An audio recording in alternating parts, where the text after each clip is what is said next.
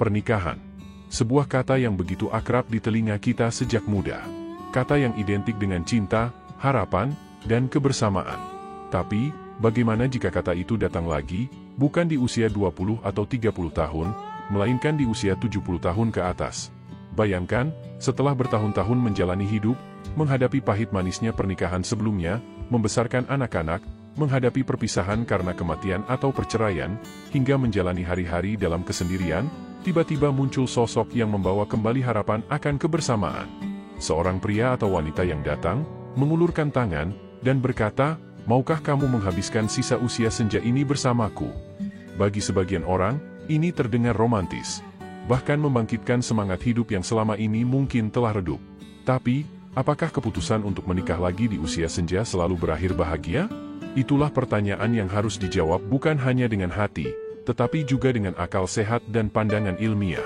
Karena faktanya, di balik senyuman dua lansia yang berpegangan tangan, seringkali tersembunyi tekanan psikologis yang tidak disadari. Ketegangan yang tidak terlihat, tetapi bisa berdampak besar pada kesehatan mental, fisik, bahkan spiritual seorang lansia. Dan ini bukan sekadar pendapat pribadi. Para dokter dan psikolog, orang-orang yang setiap harinya menangani pasien usia lanjut, telah banyak mencatat kasus-kasus di mana pernikahan ulang justru membuat hidup seorang lansia menjadi lebih rumit, bukan lebih tenang.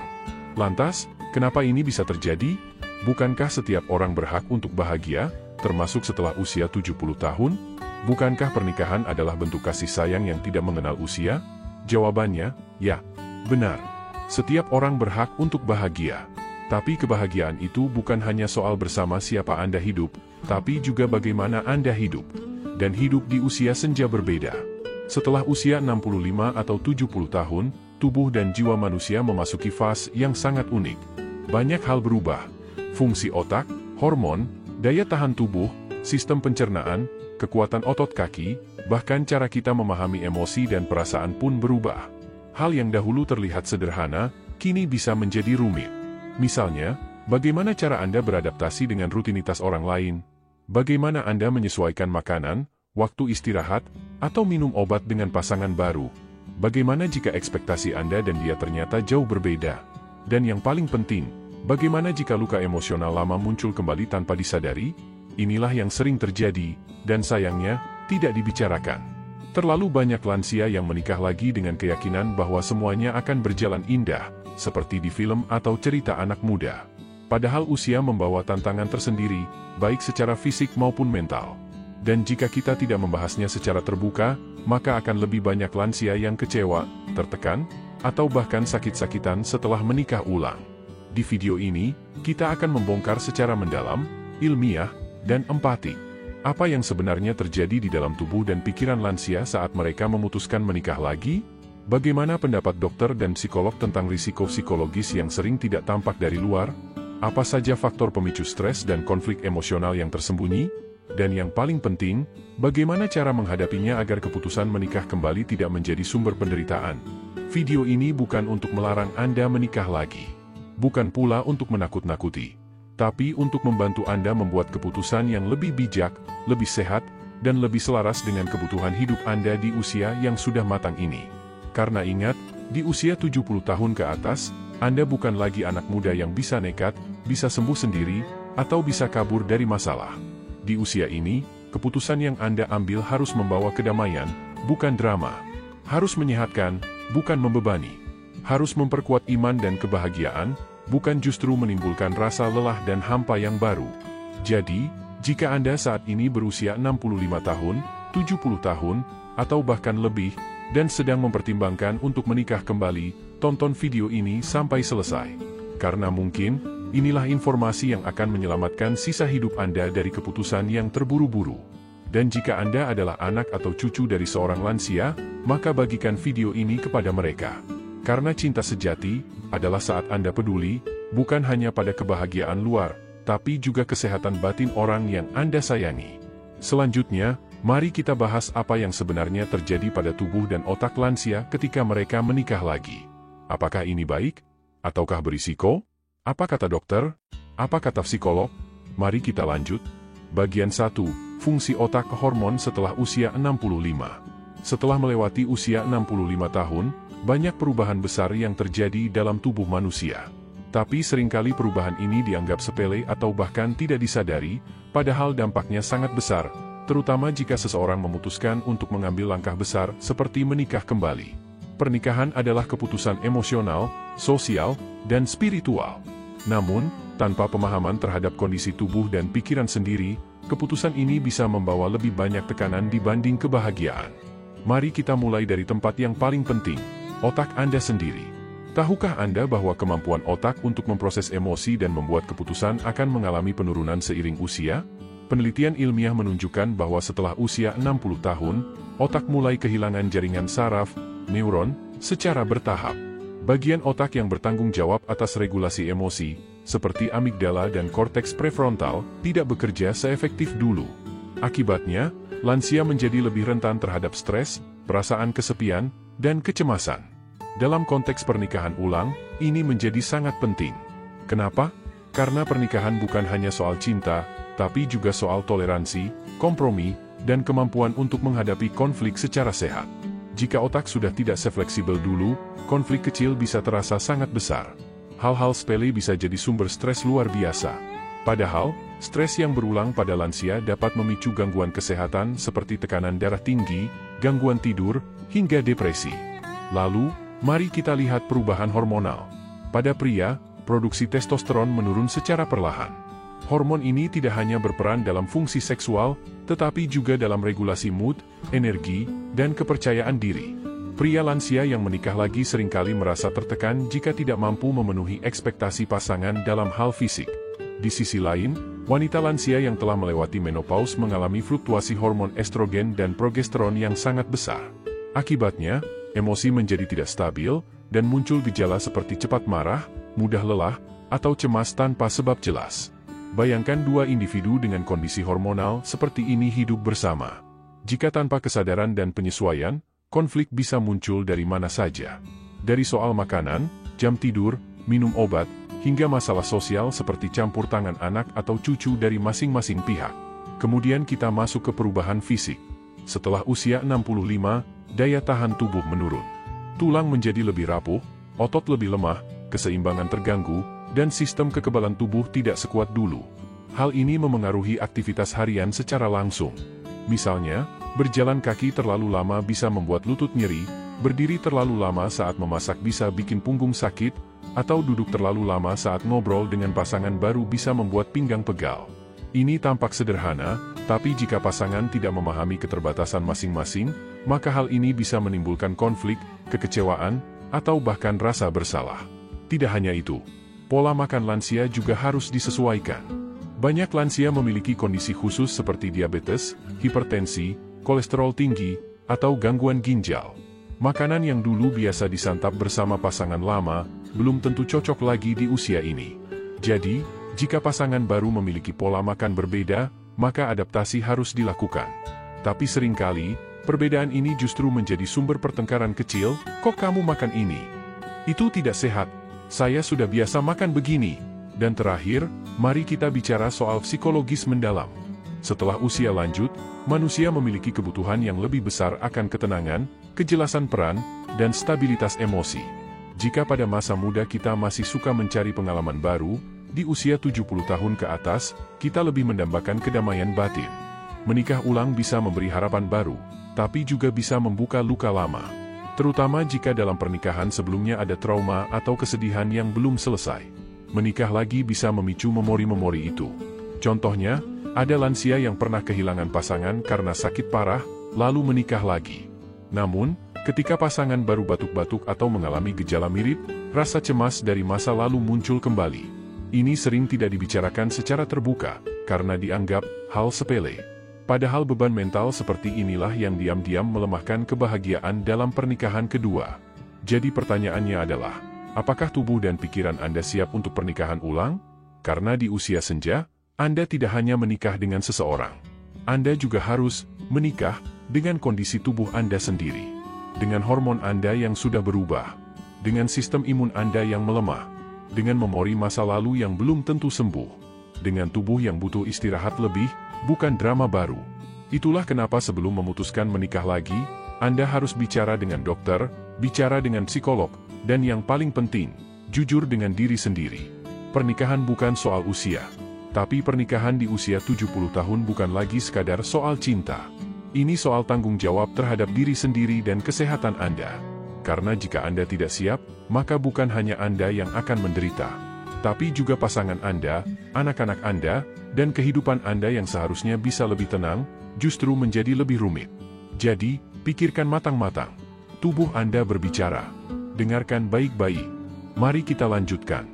Bagian 2, apa kata psikolog dan dokter tentang tekanan emosional yang tak terlihat? Setelah memahami perubahan biologis dan fisiologis yang terjadi di usia 65 tahun ke atas, sekarang saatnya kita menyelami aspek yang lebih halus tapi justru lebih mematikan jika diabaikan, tekanan emosional yang sering tak terlihat. Khususnya pada lansia yang memutuskan untuk menikah lagi. Banyak orang beranggapan bahwa menikah kembali di usia tua adalah bentuk keberanian dan harapan baru. Itu benar, tapi hanya sebagian.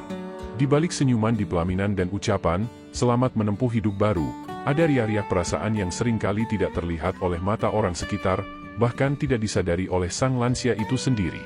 Menurut Dr. Yulia Rahmawati, SPKJ, seorang psikiater senior di RS Hermina Depok, tekanan emosional pada lansia yang menikah ulang lebih kompleks dibanding orang muda. Bukan hanya karena faktor usia, tapi juga karena bagasi masa lalu yang dibawa ke hubungan baru. Coba bayangkan, seorang pria bernama Pak Harun, 73 tahun, dari Solo, pernah menikah selama 45 tahun dengan satu orang istri yang sangat ia cintai. Ketika istrinya wafat karena stroke, Pak Harun merasa kosong. Setelah 3 tahun hidup sendiri, anak-anaknya mulai mendorongnya untuk mencari pendamping hidup. Akhirnya, ia menikah lagi dengan Bu Sari, seorang janda usia 68 tahun. Di minggu-minggu awal, pernikahan itu terasa seperti angin segar. Namun, perlahan muncul konflik-konflik kecil. Pak Harun merasa Bu Sari terlalu mengatur makanan dan obat-obatannya. Sementara Bu Sari merasa Pak Harun masih sering menyebut nama almarhumah istrinya. Suasana yang awalnya hangat berubah menjadi tegang. Setiap kesalahpahaman kecil seolah diperbesar oleh perasaan lama yang belum tuntas. Menurut psikolog klinis Dr. Arif Maulana dari Bandung, konflik seperti itu muncul karena adanya identitas emosional yang belum selesai. Dalam istilah psikologi, ini disebut sebagai unresolved grief atau duka yang belum selesai. Banyak lansia menyimpan trauma kehilangan dan menganggap pernikahan ulang sebagai cara cepat untuk mengobatinya. Padahal, itu justru bisa menjadi bom waktu emosional. Dalam pernikahan muda, konflik bisa diselesaikan lewat kompromi, argumen, atau bahkan jeda sementara. Namun pada usia senja, sistem emosi tidak lagi sefleksibel dulu. Menahan diri butuh energi lebih besar. Memaklumi pun butuh stabilitas psikologis yang tidak selalu tersedia. Itulah kenapa banyak pasangan lansia yang menikah lagi merasa lebih sering lelah secara batin, meski tidak sedang bertengkar besar. Seorang wanita bernama Bu Nani, 70 tahun, dari Malang mengaku bahwa setelah menikah kembali, ia justru merasa lebih sering menangis diam-diam. Bukan karena pasangannya kasar atau tidak sayang, tapi karena ia merasa kehilangan kendali atas hidupnya sendiri. Ia terbiasa hidup mandiri selama 10 tahun setelah suaminya wafat. Ketika menikah lagi, ia harus menyesuaikan segalanya, jam makan, aktivitas harian, hingga cara berpikir. "Saya seperti menjadi orang lain," katanya. Fenomena ini disebut sebagai identitas baru yang dipaksakan. Ketika seorang lansia menikah lagi, ia tidak hanya menikahi seseorang, tapi juga seluruh pola hidup, nilai, dan kebiasaan orang itu. Di usia muda, adaptasi semacam ini bisa menjadi petualangan menyenangkan. Tapi di usia tua, justru bisa menjadi sumber stres berat. Dan yang lebih serius, tekanan emosional ini sering tidak diakui. Banyak lansia malu untuk mengeluh. Mereka takut dianggap tidak bersyukur atau dianggap terlalu sensitif. Padahal, menurut data dari Kementerian Kesehatan RI tahun 2022, sekitar 37% lansia yang menikah lagi mengalami gejala depresi ringan hingga sedang dalam 2 tahun pertama setelah menikah. Bagaimana cara mengetahuinya? Jika Anda merasa tidak semangat bangun pagi, menarik diri dari aktivitas sosial, sering merasa lelah tanpa sebab, merasa bersalah atau tidak berguna, sulit tidur meski tubuh sudah lelah, maka bisa jadi, itu adalah tanda awal tekanan emosional yang butuh perhatian. Apa solusinya? Dokter dan psikolog menyarankan agar pasangan lansia melakukan konseling pranikah, khususnya pada usia 65 tahun ke atas. Terbuka tentang masa lalu, baik trauma, kehilangan, maupun harapan yang belum tercapai. Menetapkan ekspektasi realistis dalam pernikahan ulang. Tidak membayangkan romantisme seperti usia 30-an. Membuat jadwal ruang pribadi, waktu di mana masing-masing bisa sendiri tanpa gangguan, untuk menjaga identitas diri tetap sehat. Rutin memeriksakan kesehatan mental, bukan hanya fisik. Sah-sah saja menikah kembali di usia senja, tapi Anda harus sadar sepenuhnya terhadap risiko emosionalnya. Cinta memang penting, tapi cinta saja tidak cukup. Harus ada kesiapan mental, komunikasi yang sehat, dan keberanian untuk jujur pada diri sendiri. Pertanyaannya sekarang, apakah Anda masih menonton hingga bagian kedua ini? Jika iya, ketik nomor 2 di kolom komentar sekarang juga. Dan jangan lupa untuk klik tombol subscribe channel Kebijaksanaan Lansia, serta bagikan video ini kepada orang tua, saudara, atau sahabat lansia lainnya. Bisa jadi mereka sedang mempertimbangkan hal yang sama dan membutuhkan wawasan ini. Siap lanjut ke bagian 3? Yuk kita bahas lebih dalam. Bagian 3, apa kata anak dan keluarga tentang pernikahan lansia? Setelah mendengar pendapat para dokter dan psikolog, kini saatnya kita menengok sisi yang tak kalah penting.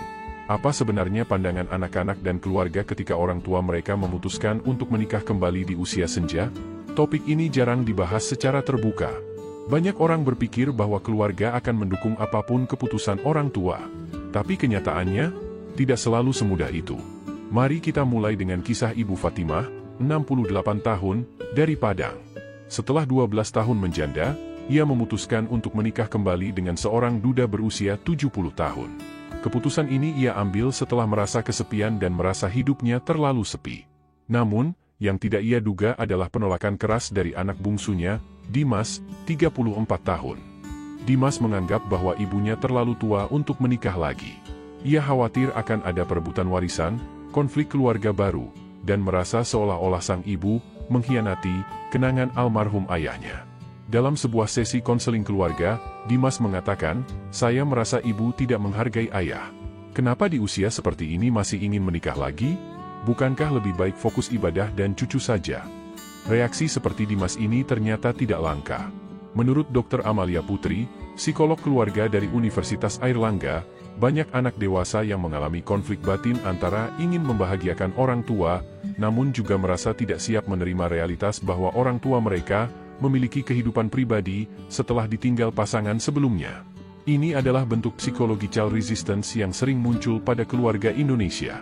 Bahkan dalam studi yang dilakukan oleh Lembaga Demografi FEB UI tahun 2023 terhadap 750 keluarga di Jabodetabek, sebanyak 58% anak dewasa merasa tidak nyaman jika orang tua mereka menikah lagi setelah usia 65 tahun. Alasannya beragam, dari kecemasan tentang harta, perasaan dikhianati, hingga rasa malu sosial. Tapi apakah semua anak seperti itu? Tidak juga. Kisah berbeda datang dari Pak Syamsuddin, 75 tahun, dari Makassar, yang menikah kembali setelah 15 tahun menduda. Awalnya, anak-anaknya sempat keberatan. Tapi setelah berdialog panjang dan terbuka, mereka mulai memahami bahwa ayah mereka membutuhkan teman bicara, seseorang yang bisa menemani hari-harinya di usia senja. "Saya lihat Bapak makin ceria sejak menikah lagi. Dulu sering melamun, sekarang rajin ikut pengajian dan jalan pagi sama istrinya. Awalnya saya ragu, tapi sekarang saya justru bersyukur," kata Aminah, anak pertama Pak Syamsuddin. Intinya adalah komunikasi. Keluarga bisa menerima atau menolak pernikahan lansia bukan karena peristiwa itu sendiri, tapi karena cara peristiwa itu dikomunikasikan. Banyak konflik muncul karena orang tua menyampaikan niat menikah ulang secara tiba-tiba, tanpa membuka ruang diskusi lebih dulu. Apa yang harus dilakukan jika Anda seorang lansia dan ingin menikah kembali? 1. Ajak anak-anak bicara dari hati ke hati. Bukan hanya menyampaikan keputusan, tapi juga alasan emosional di baliknya. 2. Berikan jaminan bahwa hubungan keluarga tidak akan berubah. Tekankan bahwa cinta kepada pasangan baru tidak akan menggantikan cinta kepada anak-anak dan keluarga lama. 3. Libatkan anak-anak dalam proses. Misalnya dalam perkenalan calon pasangan atau saat menentukan rencana tinggal bersama. 4. Buka pembicaraan tentang keuangan dengan transparan. Banyak ketakutan anak muncul karena isu warisan atau harta bersama. Jelaskan bagaimana semua akan diatur. 5. Tunjukkan bahwa Anda bahagia dan sehat. Ketika keluarga melihat bahwa pernikahan ulang membuat hidup Anda lebih baik, mereka perlahan akan ikut mendukung.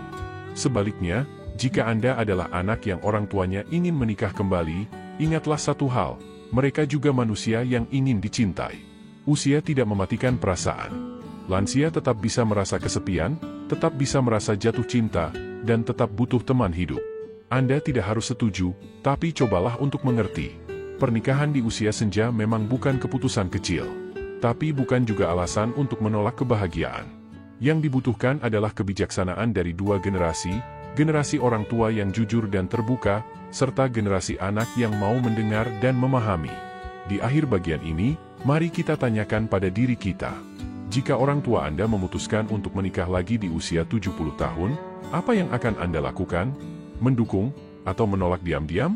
Bagian 4. Dampak pernikahan di usia tua terhadap kesehatan fisik dan mental. Sekarang kita masuk ke bagian yang sangat krusial, dan sering diabaikan dalam diskusi pernikahan lansia. Bagaimana dampaknya terhadap kesehatan fisik dan mental? Apakah menikah kembali di usia senja benar-benar bisa membuat hidup lebih sehat, atau justru malah menambah masalah baru? Mari kita mulai dari yang paling mendasar, kesehatan fisik. Menurut data dari Kementerian Kesehatan RI tahun 2024, sekitar 67% lansia yang menikah ulang mengalami peningkatan kualitas hidup dalam 6 bulan pertama, mulai dari pola tidur yang lebih baik, nafsu makan meningkat, hingga tekanan darah yang lebih stabil. Hal ini dikarenakan adanya dukungan emosional dan sosial dari pasangan, yang berdampak langsung pada fisiologi tubuh lansia. Contohnya datang dari Pak Hasan, 72 tahun, seorang pensiunan guru dari Jember. Setelah menjanda selama 10 tahun dan hidup sendiri di rumah, kesehatannya mulai menurun.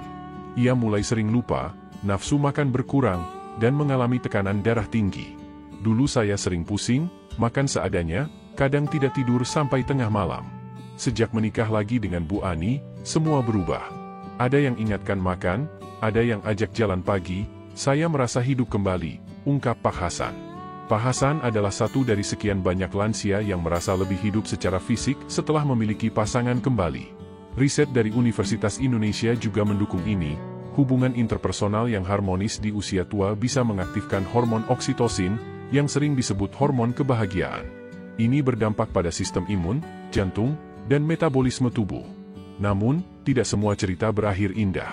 Mari kita lihat sisi lainnya, tekanan mental dan stres emosional yang muncul setelah pernikahan ulang. Bu Sri Rahayu, 69 tahun, dari Pontianak menikah kembali setelah 7 tahun menjanda. Namun setelah menikah, ia justru sering mengalami kecemasan. Suaminya yang baru memiliki gaya hidup berbeda, komunikasi tidak sejalan, dan keluarga dari pihak suami tidak menerimanya dengan baik. Saya pikir menikah ulang akan membuat saya lebih bahagia. Tapi ternyata tidak sesederhana itu. Saya sering menangis diam-diam, takut dibilang gagal lagi, ujarnya saat diwawancara oleh tim relawan kesehatan lansia daerah Kalbar. Apa yang dialami Bu Sri memperlihatkan bahwa pernikahan di usia tua bukan sekadar soal cinta, tapi soal kesiapan mental dan adaptasi yang kompleks. Menurut Dr. Hendra Gunawan, spesialis psikiatri dari RSUP Persahabatan, stres akibat pernikahan yang tidak harmonis di usia tua bisa berdampak jauh lebih serius dibanding usia muda.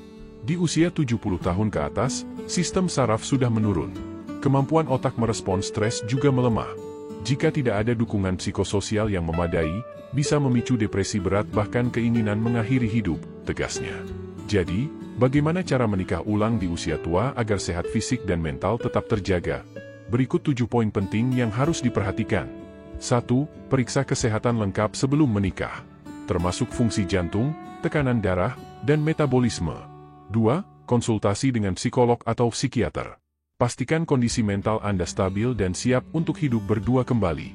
3. Bangun rutinitas sehat bersama. Seperti jalan pagi, minum cukup air, makan makanan bergizi, tidur teratur, dan olahraga ringan bersama. 4. Saling menghormati perbedaan. Baik dari sisi gaya hidup, kebiasaan ibadah, hingga hubungan dengan keluarga masing-masing. 5. Buat kesepakatan soal keuangan dan peran sosial, agar tidak terjadi ketimpangan atau saling menyalahkan di kemudian hari. 6. Jaga komunikasi dengan anak-anak. Jangan sampai pernikahan ini memisahkan Anda dari keluarga besar. 7. Libatkan dalam kegiatan sosial bersama. Bergabung dengan komunitas lansia, pengajian, atau kegiatan warga bisa menjaga semangat hidup. Mari kita simak testimoni dari Bu Mariana, 74 tahun, dari Surabaya. Ia menikah kembali dengan sahabat lamanya setelah 20 tahun berpisah. Awalnya saya ragu. Tapi setelah kami menjalani gaya hidup sehat bersama, pergi ke taman setiap pagi, minum air putih cukup, makan makanan sehat seperti pepaya, brokoli dan tempe kukus, saya merasa jauh lebih muda dan kuat. Bahkan kaki saya yang dulu sering nyeri, sekarang jauh lebih ringan di bawah jalan, ujarnya sambil tertawa bahagia. Cerita Bu Mariana memberi kita harapan bahwa pernikahan di usia senja bisa menjadi titik balik kehidupan, asalkan dijalani dengan penuh kesadaran dan saling mendukung. Tapi bagaimana dengan Anda? Apakah Anda masih menonton hingga bagian keempat ini? Jika iya, segera ketik nomor 4 di kolom komentar sekarang juga. Kami ingin tahu siapa saja yang sungguh-sungguh mengikuti pembahasan ini hingga tuntas. Dan jangan lupa untuk klik tombol subscribe channel Kebijaksanaan Lansia, serta bagikan video ini kepada orang tua, kerabat, atau teman lansia lainnya. Karena siapa tahu, satu video ini bisa menyelamatkan kesehatan dan kebahagiaan seseorang di usia senja. Selanjutnya di bagian 5, kita akan bahas topik yang mengejutkan dan sering menjadi sumber konflik, apakah menikah di usia 70 tahun bisa meningkatkan risiko konflik harta dan warisan. Jangan kemana-mana, lanjutkan menonton, karena ini bisa jadi bagian yang paling penting dalam seluruh seri video ini. Bagian 5, risiko konflik harta dan warisan dalam pernikahan usia 70 tahun ke atas. Kini kita memasuki pembahasan yang paling sensitif sekaligus paling sering menjadi sumber konflik dalam pernikahan di usia senja, konflik harta dan persoalan warisan.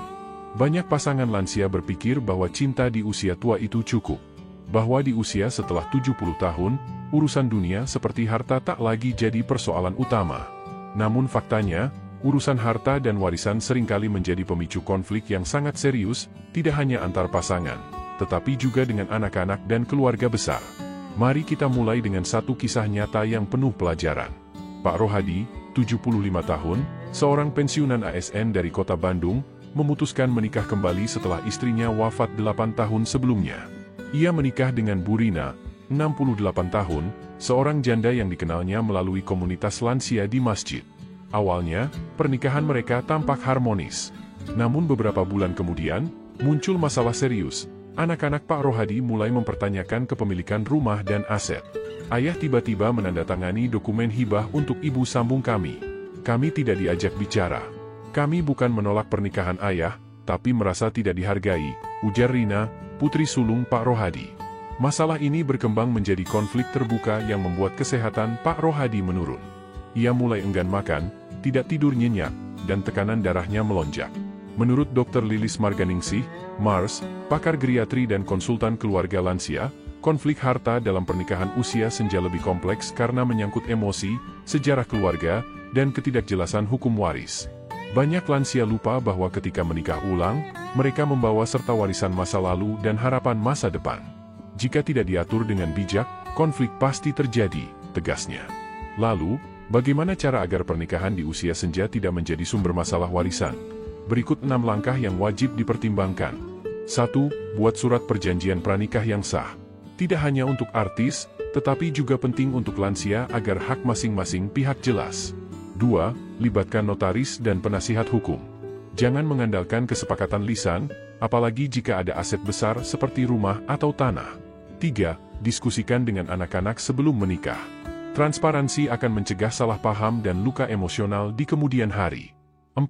Pisahkan harta pribadi dan harta bersama. Ini akan mempermudah proses warisan jika salah satu pasangan wafat lebih dulu. 5. Tulis surat wasiat yang jelas. Sertakan pengesahan dari pejabat berwenang. 6. Pertimbangkan membuat yayasan atau amal sebagai solusi netral untuk menghindari perebutan warisan. Mari kita dengarkan testimoni dari Bu Lilis, 71 tahun, dari Semarang, yang mengalami pengalaman pahit. Saya menikah dengan Pak Darto setelah ditinggal suami pertama selama 12 tahun. Awalnya saya kira semua akan baik-baik saja. Tapi setelah Pak Darto meninggal mendadak karena stroke, anak-anak tiriku datang menuntut rumah yang saya dan almarhum tempati. Padahal rumah itu saya beli sebelum kami menikah. Karena tidak ada surat perjanjian, saya terpaksa menyerahkan rumah itu dan kembali ke rumah anak saya.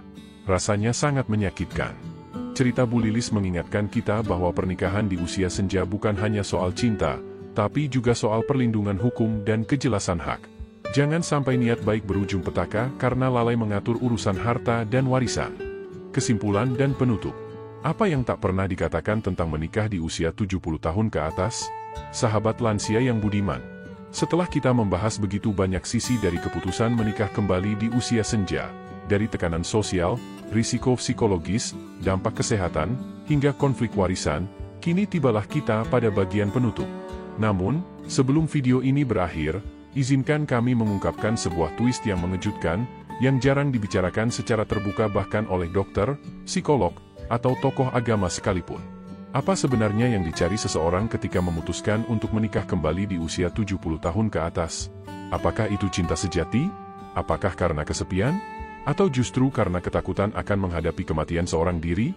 Fakta mengejutkan yang jarang diungkap adalah ini.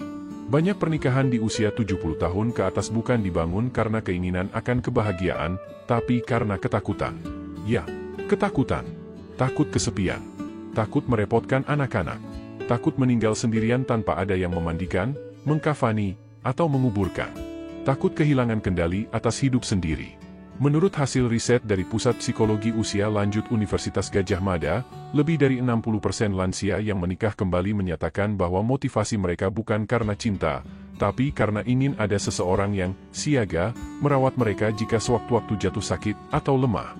Namun, pertanyaannya adalah, apakah itu cukup untuk membangun rumah tangga? Menikah bukan sekadar mencari perawat pribadi.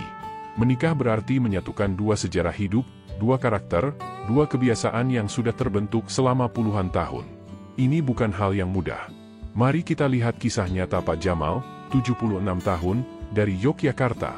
Ia menikah dengan Bu Siti, 69 tahun, karena ingin ada teman berbicara setiap malam. Saya pikir, selama ini hidup saya hampa. Tapi setelah menikah, saya justru merasa lebih sepi. Kami satu rumah, tapi tak saling bicara.